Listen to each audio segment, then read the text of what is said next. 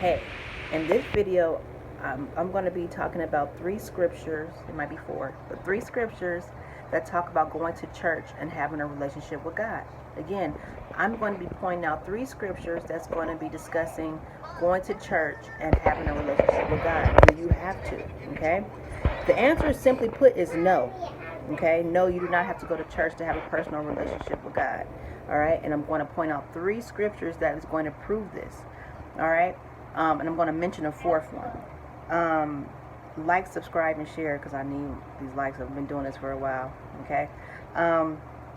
But first of all, if you go to church, okay, I'm not saying you're a bad person, but there's some things that you need to recognize and realize in doing so. First of all, people that go to church are not better than the average person. Y'all on the same playing field when it comes to God. All right? That's number one. Okay? Secondly, if you're not interpreting and doing what the word says, it really doesn't even matter. Okay?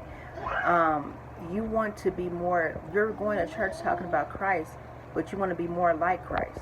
There's something that you need to understand is that Christ wasn't in the church. That's the number one thing you got to understand. Christ was not in the church. Okay? Christ went to the church to teach sometimes, but Christ was not in the church. If you pay attention and realize and remember, when it talked about Christ, where was Christ at? In the streets. He went and got his people in the streets. He was doing this in the streets. He was not inside the church. They call the church the synagogue because that got to do with Jewish a lot of time. So, and he was, when he went to the church, he went to go preach differently. Okay, I'm going to actually point out a scripture right now that discusses how he did this. Okay, but Mark chapter 1 verse 21. Okay, it says that, and they went. He's talking about, I think it was him and the disciples, okay, because I'm starting from verse 21. But, and they went into Capernaum. I can't pronounce this stuff all that good either. And straightway, on the Sabbath day, he entered into the synagogue and taught. Verse 22.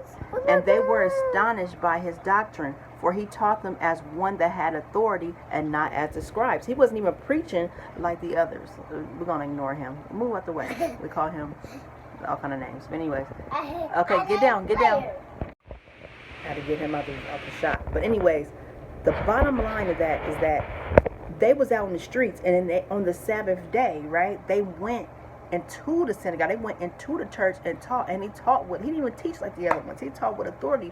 Like, he was like, they looking at him like some random. Okay, there's some dude, and he came in here and was preaching like he was God, right? Okay.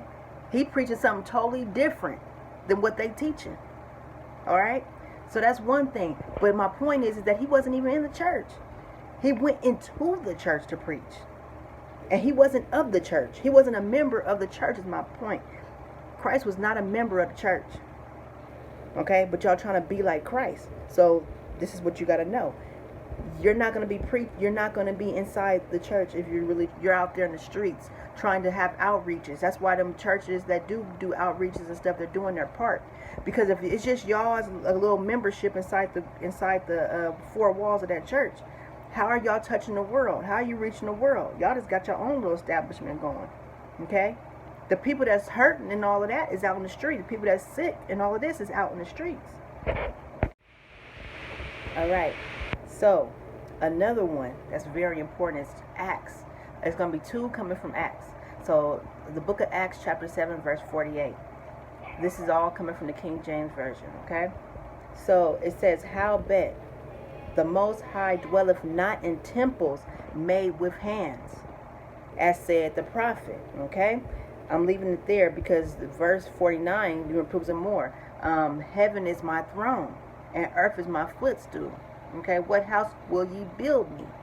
Okay, saith the Lord, or what will be the place of rest?" All right, so this is the thing. This is the thing. God is not in there. All right, God is not dwelling in the church, y'all. I'm sorry. That's not where God is. Okay, I'm about to give you another one more time.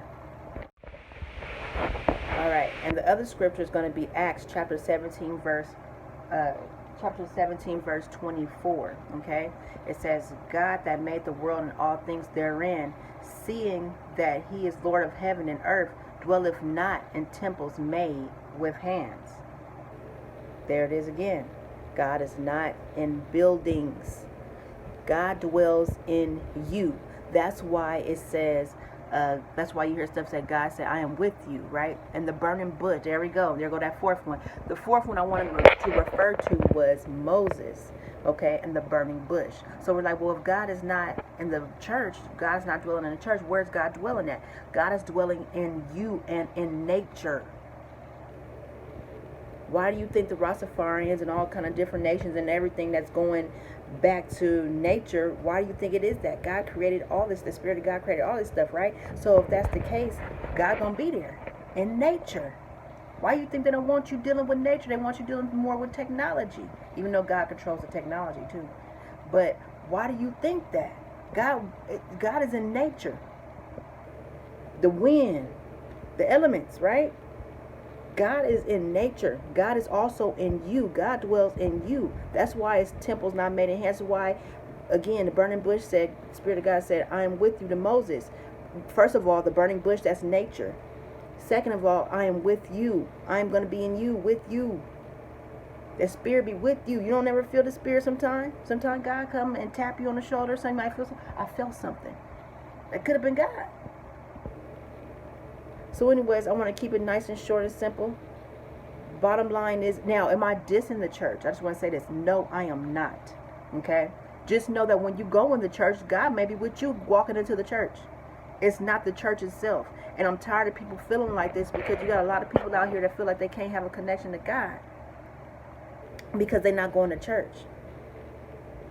That's not what it is. You don't have to go to church to have a connection with God. I'll tell you exactly where God is right now. Some of you already know as you hear this voice speaking. God is not at the church. I'm sorry. But God may be with you when you walk into the church. That's why you might have an urge to open up your mouth and say something and preach. God might be in you. All right. Peace. Like, subscribe, share, please. Bye.